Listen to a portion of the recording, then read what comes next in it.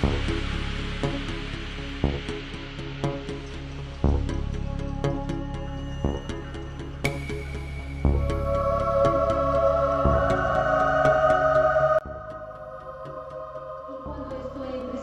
comienzos, a finales del 19, principios del 20, con los discursos pedagógicos, vemos aparecer todo ese movimiento de escuela activa, el niño activo, el niño constructivista, ¿sí? Esa posibilidad de la psicología y del encuentro de la psicología, del psicoanálisis con los discursos pedagógicos, ya les voy a hablar un poco más sobre eso, dio posibilidades de una apertura para esa ampliación de los discursos. Y claro, después vemos aparecer muchos otros discursos venidos de la historia, venidos de la educación, venidos de la medicina, de áreas que no eran solo ciencias sociales, sino ciencias médicas, ciencias formales.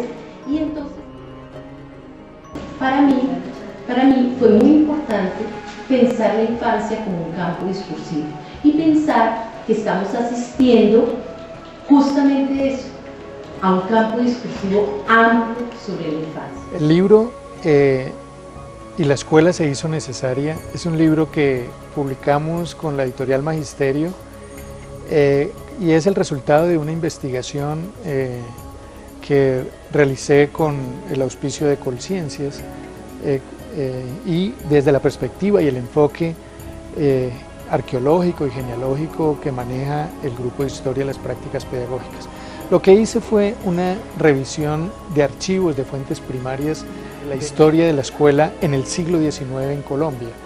Es un rastreo de prensa de la época, de revistas y de publicaciones especializadas que muestran cómo la escuela fue surgiendo en medio de una discusión propia del siglo XIX, que era el proyecto civilizador o civilizatorio que la élite ilustrada estaba agenciando desde las diferentes instancias, tanto del Estado, del poder, en general todas las instituciones del Estado y en general el mundo intelectual. Ese debate, esa discusión acerca del proyecto civilizador estuvo centrado de manera muy importante en el problema de la escuela.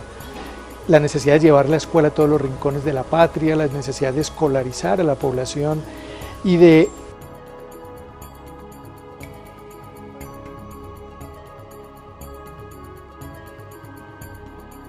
en nuestro país la pedagogía ha sido un campo más bien difuso, con unos límites no tan claros y digamos tenemos un problema y ese es el problema de la falta de limitación conceptual sobre todo de la pedagogía. Lo que quise hacer un poco con mi tesis fue tratar de ordenar un poco esos conceptos y buscar obviamente cuál era la procedencia de conceptos básicos, ¿cierto? No estamos hablando de muchos conceptos, estamos hablando del concepto de educación, del concepto de enseñanza, del concepto de aprendizaje, ¿cierto? Del concepto de instrucción y del concepto de formación, por ejemplo. El vocabulario pedagógico, digamos, en eso no sería mucho más amplio, pero ahí en esos conceptos está, digamos, como la clave y el núcleo central del pensamiento pedagógico. Y se trataba como de hacer una organización de esos conceptos. Y para mí era muy importante como hacer una, llamémoslo así, una historia, ir a buscar de dónde venían esos conceptos, cuál era la procedencia, para intentar hacerme como un mapa de la pedagogía en la modernidad. Entonces básicamente empecé por eso. Si es amigo no es el papá. El papá no puede ser amigo, tiene que ser papá, o la mamá no puede ser la mejor amiga. Es la mamá, ni rusonianos ni comenianos, ¿en qué estamos?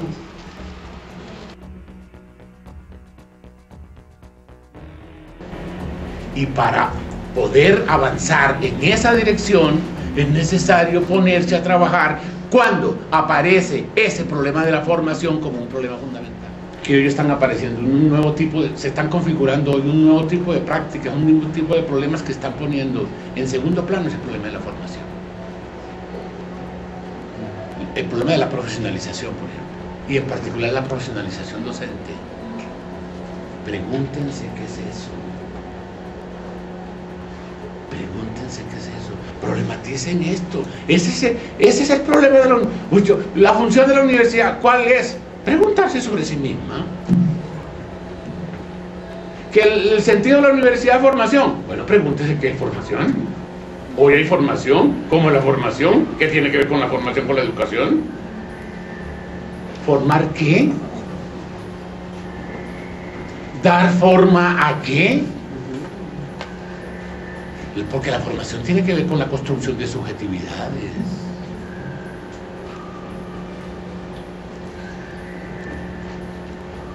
Bueno, entonces aquí hay muchas preguntas por hacer, muchos campos por investigar. Yo creo que aquí hay dos cosas importantísimas para esa pregunta que me parece que, mire, ¿me entienden lo de la vía contraria? Y entonces ahí no juegan hipótesis. La hipótesis es tal cosa, entonces eso lo voy a probar. Ahora, cuando uno trabaja con hipótesis y prueba, ¿por qué prueba? No, sí. Esta es una cosa que encontré en la biblioteca del Palacio Real en Madrid, de un plan que había mandado en Perú, de una ciudad de Perú, de cómo debía ser el salón. Si ves que no estaba proyectado, cómo debía ser el salón, entonces los alumnos tenían que estar. Él comienza a establecer ahí cómo debe ser el salón, y él dice, el salón debe tener dos testeras, la testera de arriba y la testera de abajo. En la testera de arriba van los niños de la nobleza, y en los de abajo los niños de la plebe, para que los de la nobleza se acostumbren a mirar desde esa perspectiva a los otros. Y no trate de meterlo en la hipótesis. Bueno, sí, dale.